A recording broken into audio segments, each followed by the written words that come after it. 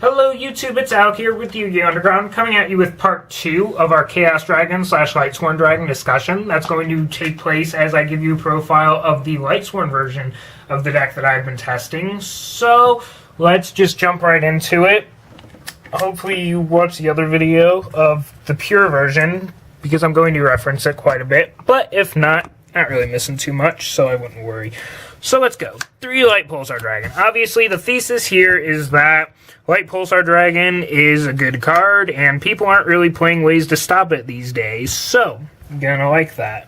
Like that a lot. 1 Red MD. 2 Eclipse Wyverns. Because we're playing the Lightsworn version, obviously we're going to have 3 targets for them, which lets us play 2 of them, which is very nice, and I told you I had more miscuts.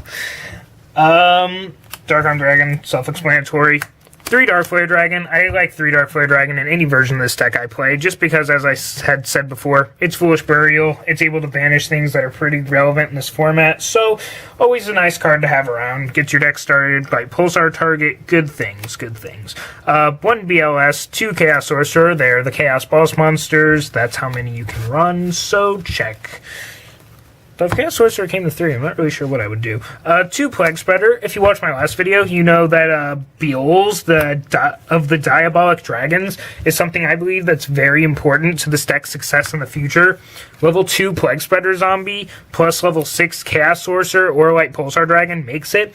And as long as you can keep it from getting banished, Light Pulsar Dragon can revive it, which just means that you can keep abusing the unfairness of this card, which can lead you to victory.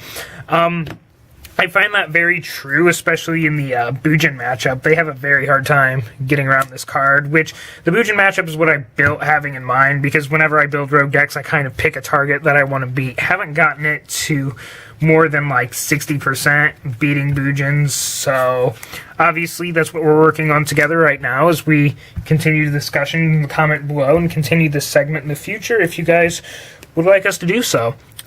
Next to the Lightsworn, since we are playing the Lightsworn version of this deck, we're going to play 3 Lila, 2 Raikou. Raikou's obviously not as important.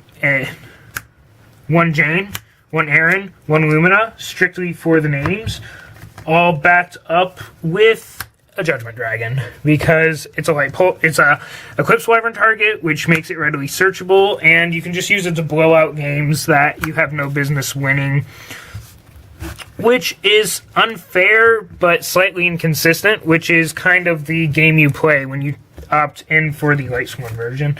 Our other millers are 2-card Trooper, really no explanation there. Now, to play with the dark ratios in this version, I opted not to use Tour Guide, to go with things that were a little bit more maybe gimmicky and maybe worse, but that's a conversation we can definitely have.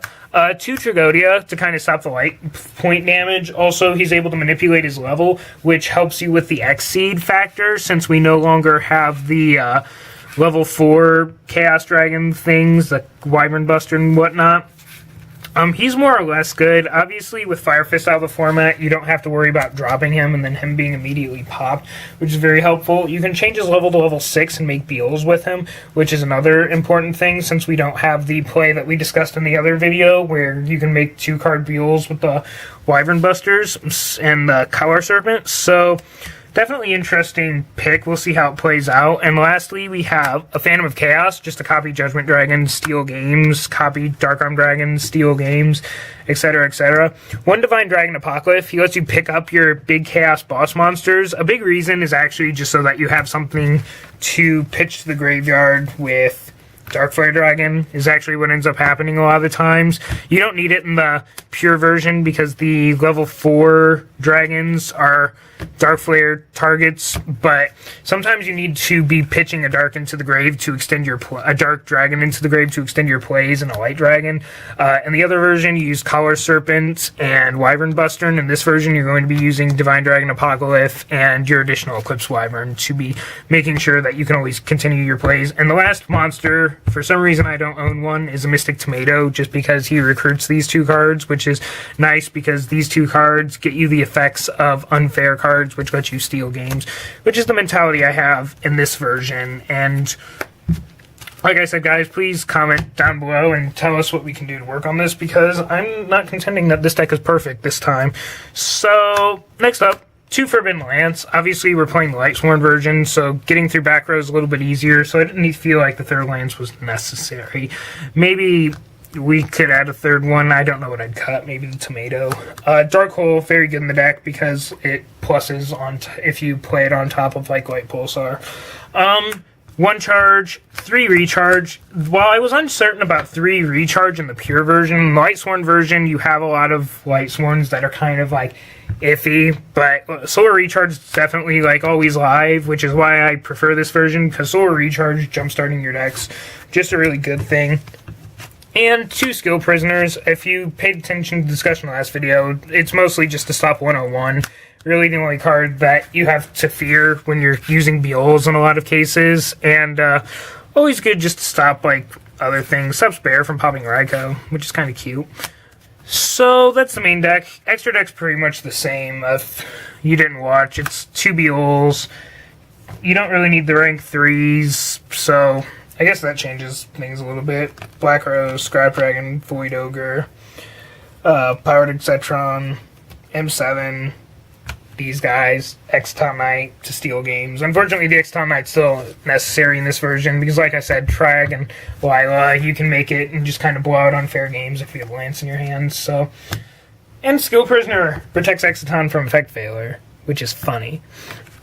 So, this video was a little bit shorter because we kind of hit the main points in the last video. There's not like too many dramatic differences, just kind of the play style and the mentality. You're going to have playtesting both decks.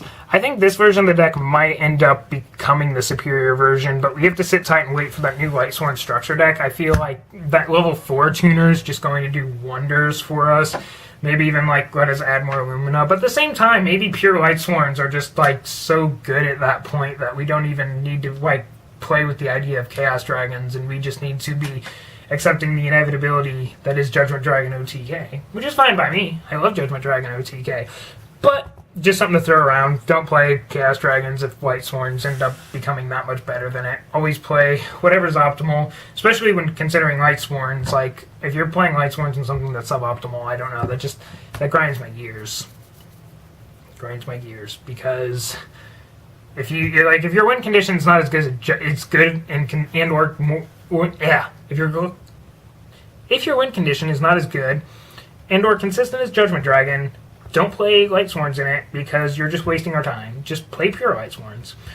Anyway, that being said, rate, comment, subscribe, comment down in the comments below. Tell us what you think about this deck, how we can develop it, how we can make it a serious rogue contender for the format. And, yeah, with that, I'm out. Thanks, guys.